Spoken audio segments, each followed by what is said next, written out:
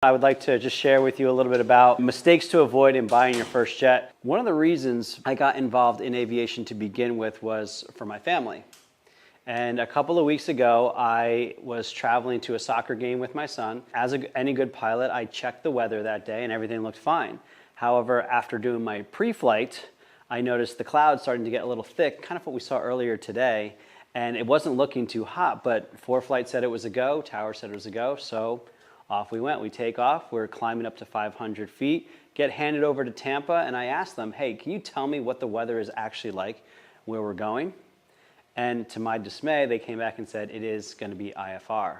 I have to turn around to my son and say, I'm sorry, we can't go to the soccer game because I can't land where we're going. The good news is that we made it. The bad news is we couldn't fly, and my story isn't unique. Maybe you've experienced the heartbreak, if you will, of canceling a flight. Maybe you didn't have the right rating, maybe the weather wasn't cooperating, or maybe you didn't have the right tool for the job. You need a jet.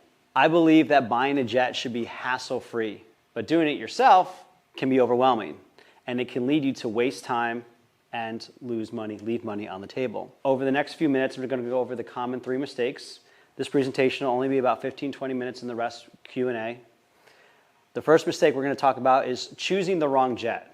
I see this a lot of times. Someone gives me a call and they're like, hey, I'm looking for a CJ. I want to go cross country with my 5 kids. I'm like, that's not going to work. Don't have enough seats, don't have enough range. You're not in the right ballpark. So we're going to talk about 4 questions that will help you pick the right jet. Asking the wrong questions. Before you go into actually buying a jet, you want to be aware of questions you want to know for yourself, questions about the jet, and questions about the deal itself. And mistake number 3 is bad negotiating. A lot of times, believe it or not, buyers come in and they kind of act like bullies. They just barge in and say, this is what I want, it's gonna be my way or the highway, and that will upset the seller, and I've seen deals blow up because people were bad at negotiating. Questions to finding the right jet. Now, why this is important is because if you don't ask these questions before you're going to look at the jets, then you're gonna waste time. You're not going to be on the right model. You're not going to be on the right make. You're going to make a lot of phone calls. So by asking these questions to find the right jet, you can avoid wasting time or losing money. Question number 1, how far are you going? How many people are you taking with you? How many stops is too many? And how big of a cabin do you want? Once you have all 4 of these questions answered in your mind, then we can talk budget. Because this will get you, these 4 questions will get you into the right make and model, at least the model of the aircraft. And then from there you'll say, well, I have $2 million to spend. Great. So we're looking for something that'll go 1,000 nautical miles, take my wife and 2 kids with me, 4 people. I'm okay with 1 or 2 stops along the way for my up and down the East Coast, and I don't need a huge cabin. Okay, we're in the CJ world, we're in the Phenom world. There's this kind of world that we're in now, and now we pick our budget will give us, what year we're looking at, maybe what model we're looking at, that sort of thing. So these 4 questions are super important to have an understanding of what you're doing.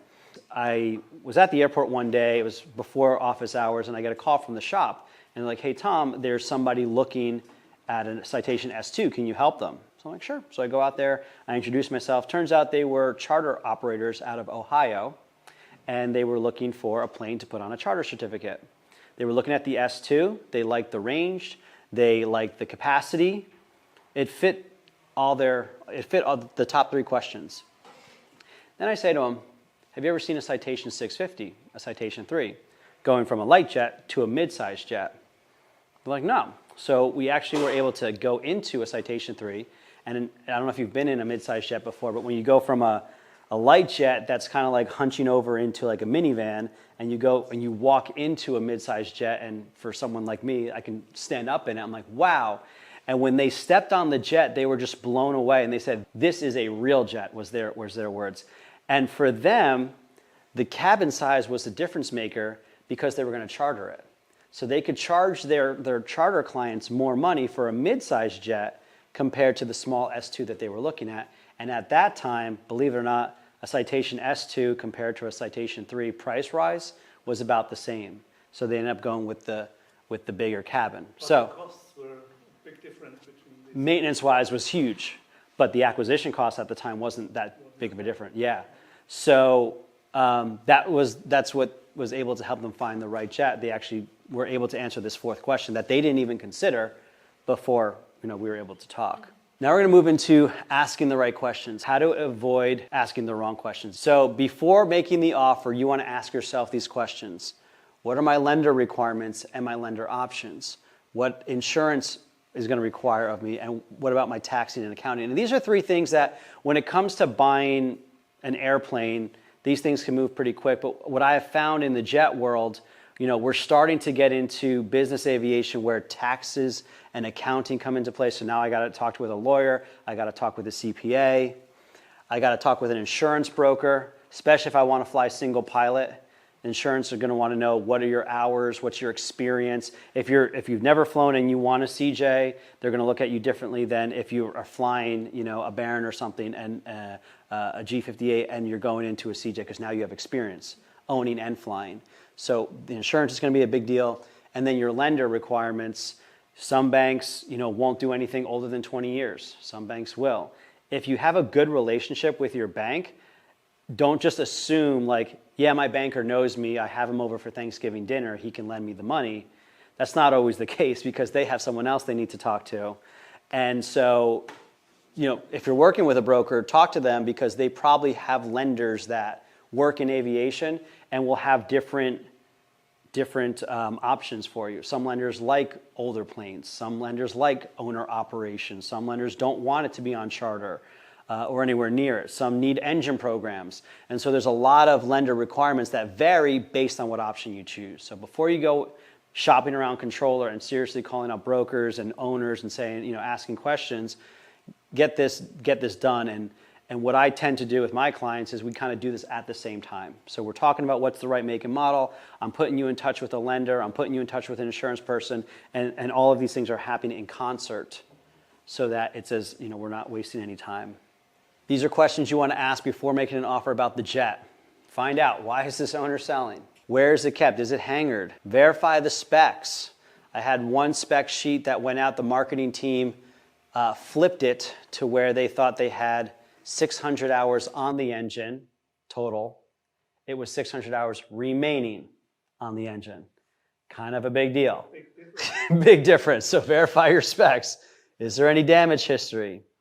And you can obviously check the NTSBs and those reports, but damage history isn't just NTSB history. It's are there any stories that are attached to this aircraft? Foreign history, and then of course maintenance history and pedigree.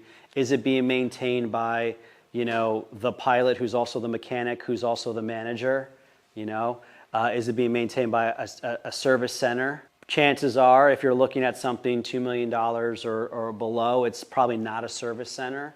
But there's a lot of good mechanics in between authorized service centers and regional mechanics that are just known for citations. I mean, there's a lot of great citation shops here in Florida.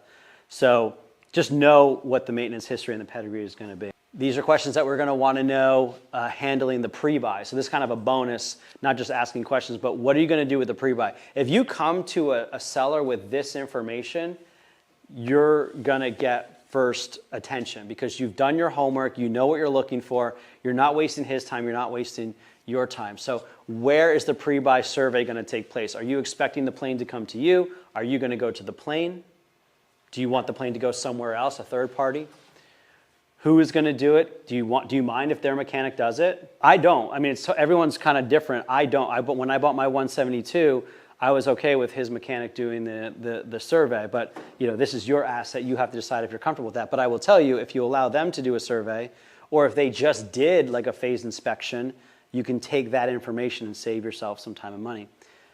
How are you going to handle squawks? There's this concept of as is, where is in the aviation industry. And sometimes people misunderstand that to think, well, if I make an offer as is, where is, that means I don't get to do a pre-buy. That's not true.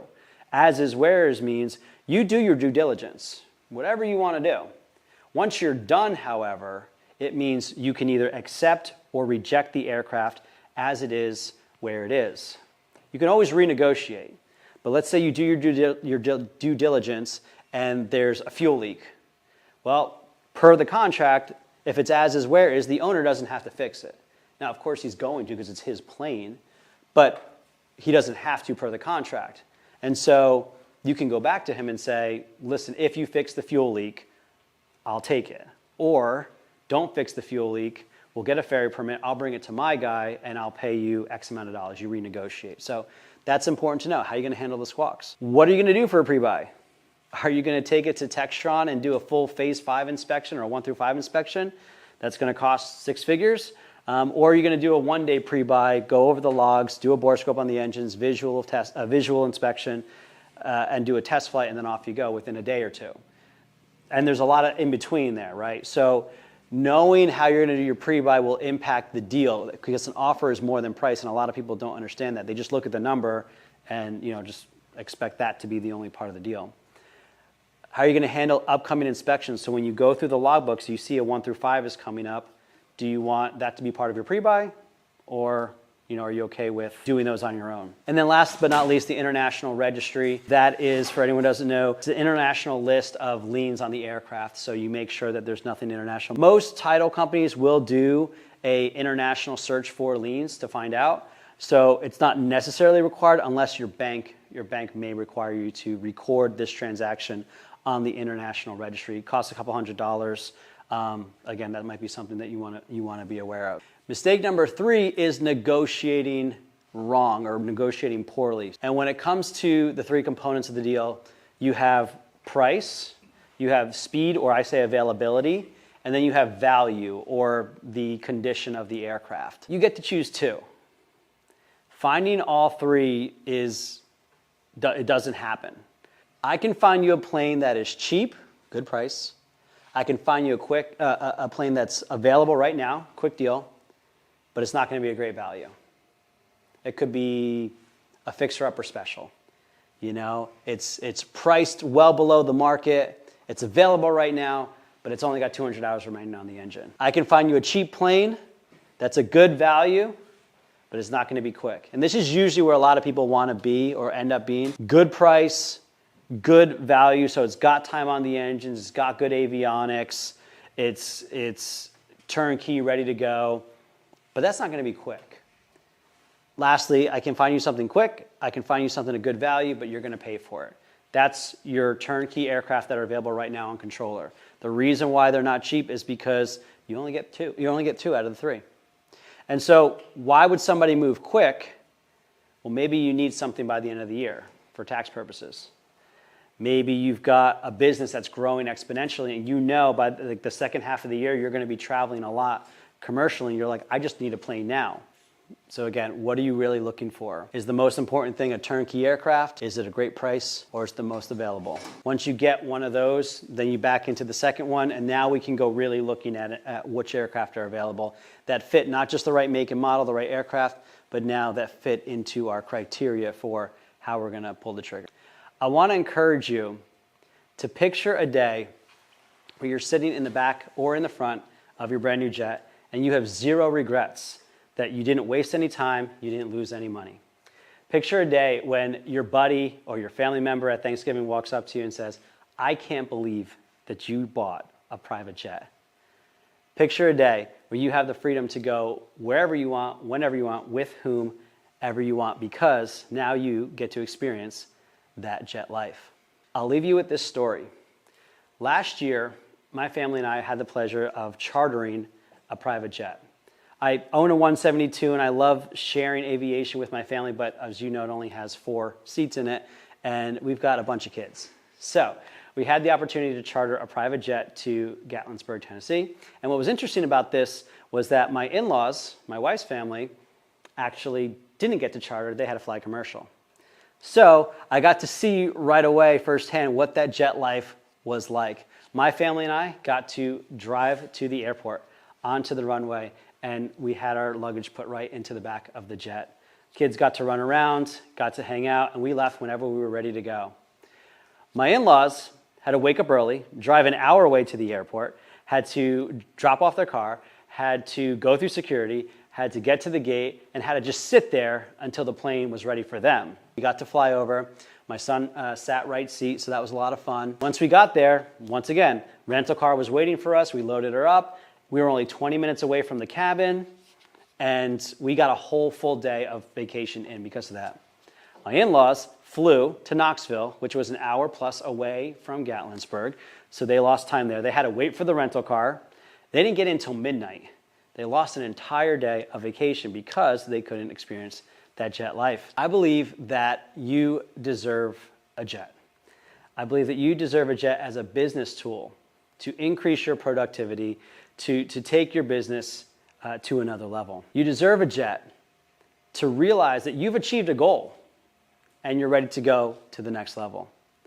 You deserve a jet for the freedom to go wherever you want, whenever you want, with whomever you want. You deserve to enjoy that jet life to the fullest.